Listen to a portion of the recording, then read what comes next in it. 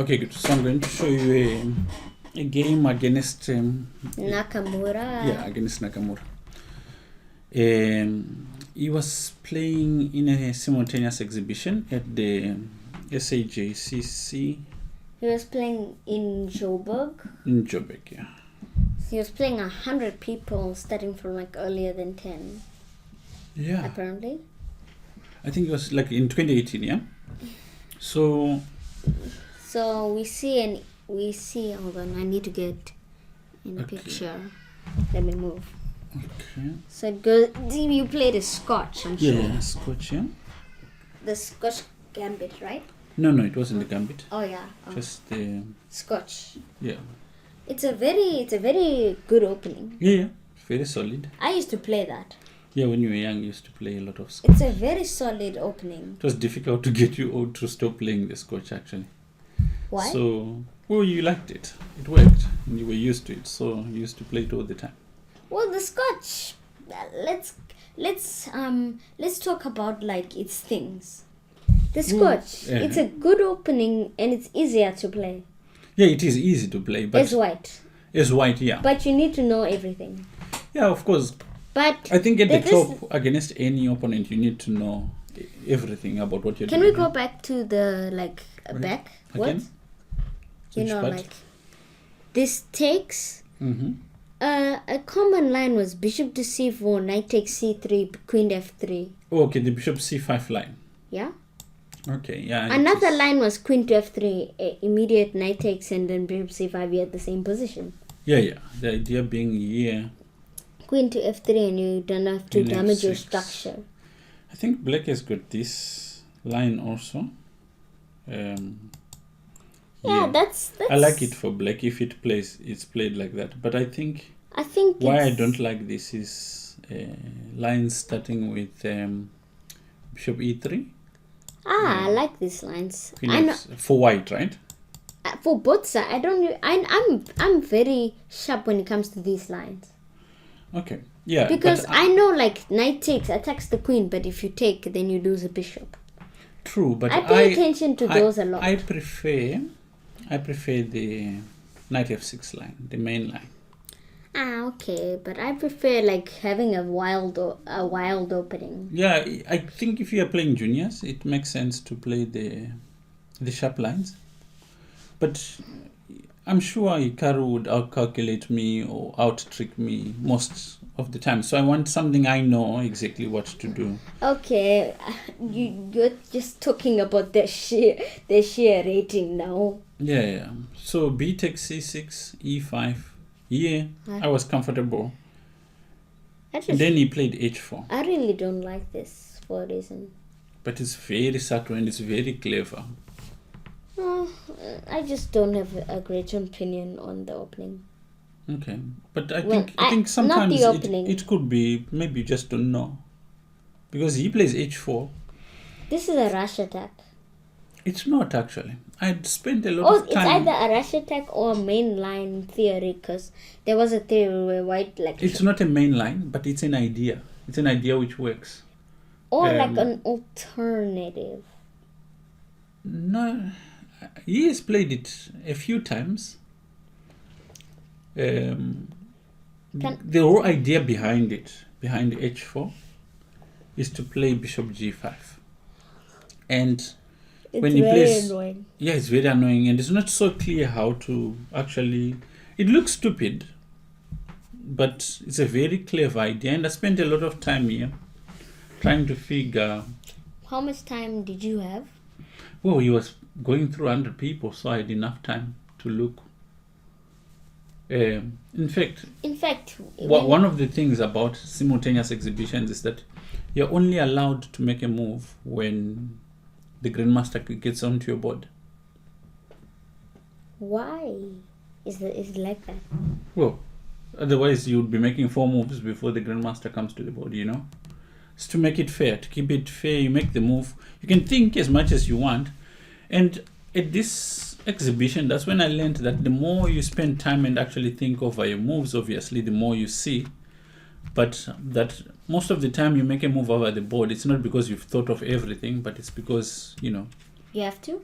Just a terrible habit that sometimes players have. They just make a move for no reason? They make a move without having thought it through. Okay, but hold on. So you have as much time to think. When he's there, you have to make a move. You have to make a move, yeah. So that's fair, because it takes like 5 minutes for him to come back, right? Correct, yeah. And it's hard being a grandmaster going through all those games. Yeah. So imagine if he plays bishop g5 now, going to e6 is not really the best. Going to b4 check c3, it's not really the best. So I come to the conclusion that here I have to play d6, which is quite nice. Now if he goes bishop g5, I'm taking on e5. And he played c4. This is a do you know this like Scandinavian I play? Yeah, they're like d4 c4, so annoying. Yeah, but it's just cramping, right? But here white hasn't really developed much. It's the Marshall variation of the Scandinavian. Yeah, but this is not it, right? This is the Scotch. Yeah. So here, does Scotch have a reputation? What kind of reputation are you talking about? You know, it's a very popular opening overall. Yeah, it used to be very popular a lot. Kasparov, I think, made it popular, but nowadays it's not really that topical. Nowadays it's not. Nowadays it's too popular. Yeah. But nowadays nobody be talking about it. So yeah, I played knight b6. He takes on d6. I exchange queens, and this series of moves is forced. And here I took on d6 with the bishop. Yeah.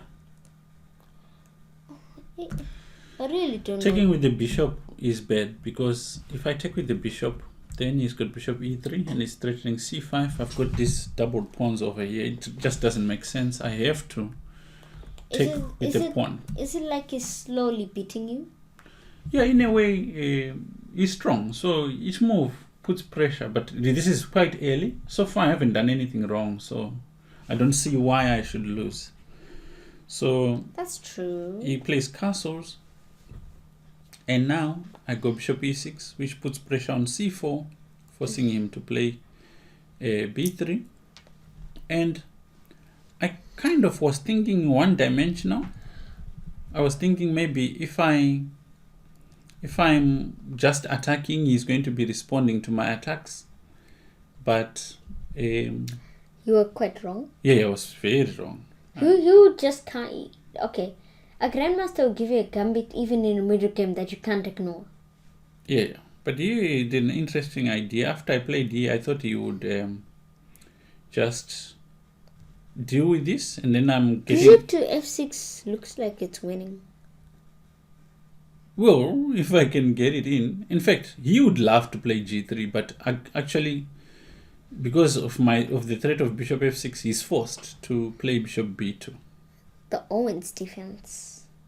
Oh, you can't mix openings. Can't be classified like that. In the Owens, you play e4 and b6, right? Yeah, okay. I was just mixing in stuff that made no sense. Yeah. Plus, the Owens is for black, not white. Yeah. So here, now I get to get in castle shot.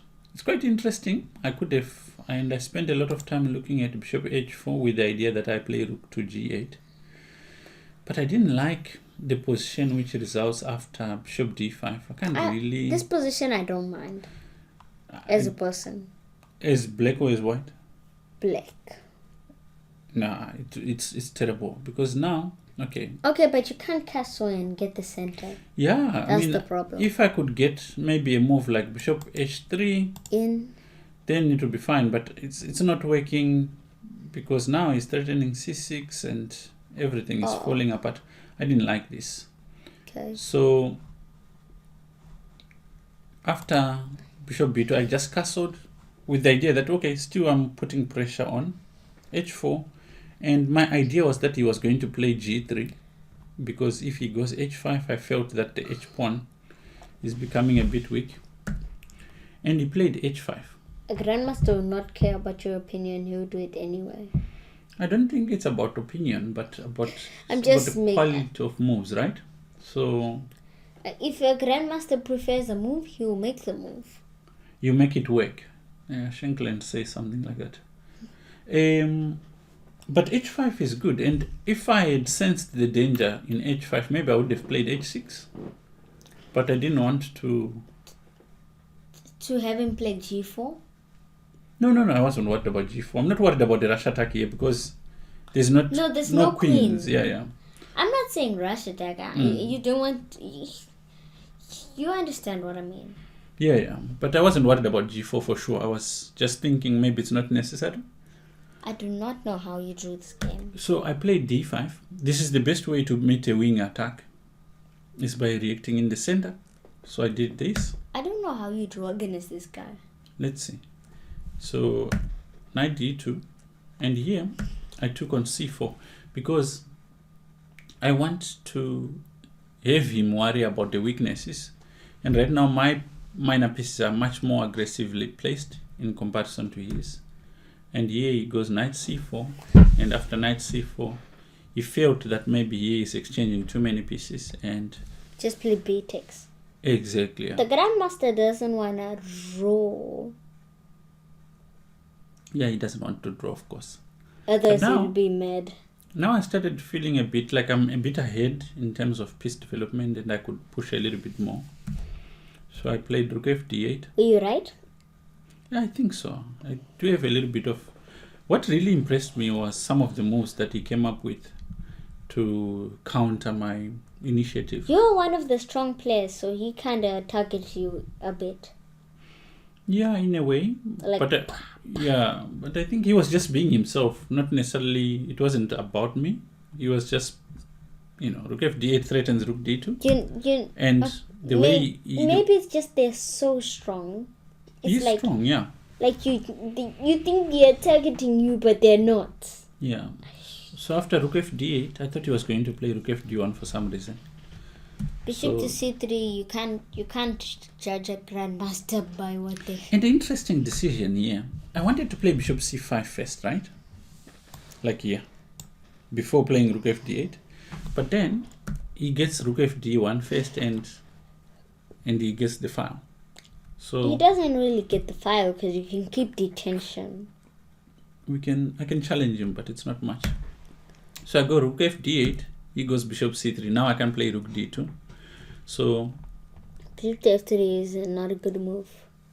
Bishop f6. Yeah? Yeah, it's not. Then I damage my structure. So yeah, I go bishop c5. And potentially lose just by that. And this move I think is very important in this position, because if you compare now the pieces, Black's bishops are a bit more active than White's, right? His pieces are being a bit more defensive. But we never know what he has up his sleeve. Yeah. So it's best we don't judge it, Ashley. Yeah, now this is where I was thinking. So at this point, obviously, I'm focusing on the queen side and the center and this side of the board, right? Mm-hmm. And I think because my attention was here, I kind of rushed a little bit here. I played the move rook takes d1. That's a mistake. Yeah, I think I rushed a little bit. It was maybe better to maybe first insert h6. Yeah. Because now his bishop is really bad. It's keeping an eye on h5 and it's keeping an eye on c4. And if he goes, let's say rook takes d8, rook takes d8, rook b1, then I can play perhaps f6. And if he goes rook b7, I can go rook d7. And he still has the bad bishops. And I can maybe try to push in this ending. So like try to go for a win? Yeah. So yeah, I really regretted playing rook d1 after I saw his move. So yeah, that's a mistake I would make when I was playing on Chess Kid. Yeah. So here, that's how annoying. That's how. Yeah, I played the move. I overlooked this move, to be honest with you. Maybe still. Tell me the move. I played f6. I can tell you are exaggerating. What do you mean exaggerate? I'm joking. So I played rook b8. But f6 has its drawbacks. It does a lot actually. Because the bishops can get attacked easily. And here's the idea. I wanted to play rook b8, but then you would be able to play bishop e5. Now I can't really use the open file, because if I go rook active, let's say rook anyway of the 8th rank, then is rook d8. So I have to play now rook e8 and bishop d4, take, and king here. And I don't see how you can win. Yeah, it seems like it seems lost. Well, not lost, maybe. It's maybe drawish. Because now I'll play rook c8, king e7. It's not the end of the world. But you're losing a pawn. No, I'm not losing a pawn. I go rook c8. Rook c8, bishop f. Every time it goes bishop f3, I take on c4. So I don't think that was... that's how bad his bishop is. Yeah. So I played f6. He goes h6. And this move I completely missed. It's obvious now that I think about it, but this move caused me pain. Like pain in the inside? Take, yeah. Oh. Isn't great to hear, I guess. Now, okay, rook a b6.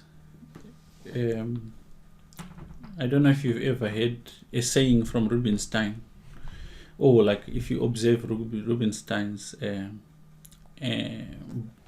games, when it came to rook endings, his rooks you tended to do more. So this rook goes to a6 to a4, it will attack c4 and it will attack a2. He's very strong then. But now what really impressed me, I think this, in my mind I was thinking, I think I'm winning. But his defense to this idea was he first plays king g2. His defense was unbelievable. Yeah, activating his king and taking it off. Were you playing like Rubinstein in the end? Oh, that was my hope, but I wasn't close at all. So look, his idea is, if let's say for instance I get to a3, right? I can take on g3 with check because of the bishop on c5. Who? I can, like if I went rook a6, rook a3, then I can take on g3 because of the pin of the bishop on c5. So you can take on g3? Yeah. Oh. So rook a6, and he goes rook d2, and now rook c4. And looks like White's lost, but his defense was so good, I guess. And this is where some of the weaknesses that I had created come in as a problem actually. Oh, I said the wrong word. I just mixed up. No, okay. So here he defends his c4 pawn with this tactic. And bishop to. Oh yeah, that's smart actually. Yeah, he takes on. Did you forfeit? No. If you did, I don't want to judge you harshly today. So now I get my king out of them. Good. I had another idea here of playing perhaps bishop f5, rook, but then rook here, king g6. Can I say something? And suddenly I think like White is very active. Can I say something? Yeah. You played like me back then. No, I think I was still stronger than you. I don't know. You're not there yet. Don't worry, because you didn't know about the Wesley So or the England gambit properly. Yeah, no, of course, but so I'll beat you. No. Okay. Let me explain. Let me explain. So here, king f7. I thought you were gonna win this. Yeah, I thought so too. So king f7. So king f7 gets out of the tactic of bishop f6 check, and now bishop d2 just protects. I'm surprised he did not overwhelm you this game. Yeah. Now bishop f5. It's like you overwhelming the super GM himself. I was trying to win, but it proved not to be enough. Okay, bishop here. For some reason, I thought this was still winning for... What, black? For black, yeah. It looks winning. I don't blame you, but I kind of do blame you. His bishop is passive. So now here I went bishop d4. And I did not consider the following defense. So my idea was that after bishop d4, it's clear that the rook is being forced out of. But it's clear white can just go rook to b4. Yeah, but then I'm taking on a2, and there's two bishops here. This is, in my mind, I was thinking this is game over. Can you stop me? We need to chill out your ego first. Okay, so here. This is nice tactic. Rook. This is nice tactic. Oh, but why did you can't even guess his move?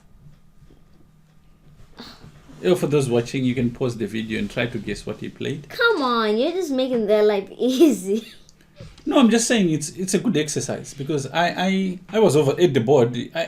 It just never occurred to me. It's a simple move. It's not even a complicated move. Bishop d3. What are you talking about? Bishop e3, bishop takes b2. So I'm attacking it. My whole idea when I was visualizing this position was that the rook is forced off the second rank. But he just have rook to b2. What do you mean rook b2? I mean rook b7. Doesn't he? Okay, rook b7 check king e6 or king g6. Wait, but you don't have the setting. I wanted to play c4 and see what you do. c5 you mean? And then if you take the... No, I wouldn't. Okay, but okay. So... I don't know the move. Okay, he played... Okay, but don't use an engine to guess this. No. I know. Bishop d1. He attacks my rook and... How come I can spot that in games on leeches, but I can't spot it here? And here, I played bishop b2. But let's say what? If I play rook a3, now you understand and appreciate the move king g2, because now if I could play this move with the king on g1, I would have rook g3 check. Right? So he goes rook b7 check, and then king g6, and now bishop b3, protecting everything. So Okay, so in the game I played bishop b2. He took on a4. Yeah, now this is drawn. I attacked the d3 opposite one. color bishops will... If you exchange bishop, opposite color bishops are 90% of the time drawn. Yeah, I played bishop c3, and here he offered me a draw. Why? Well, it's not much here. He's got a passive bishop. Okay, but like if anyone has got chances, maybe. But I could. But it's with this open position, I don't think anyone has chances. Yeah, but at least try. He should at least try to overwhelm you. Plus, use this fix. I'm sure he was, and he could focus on other games where he could score better. But it was a nice game from my point of view. From your perspective. Yeah, I think I put a good play. And I actually learned a lot from just the experience. I'll tell you what you learned. You learned that you are not the best.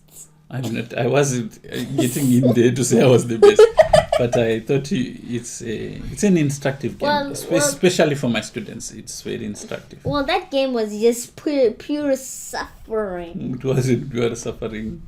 Okay, but if you were like head to head with Nakamura. Let your students see the suffering. It would be nice. Yeah, I'm sure he would beat me. I didn't say I could beat him. Anyway, but your students like me I would hope you love guys enjoy to it, see that. and I appreciate it as opposed to this numbnut I'm sitting with. Thank you so much. Before you end.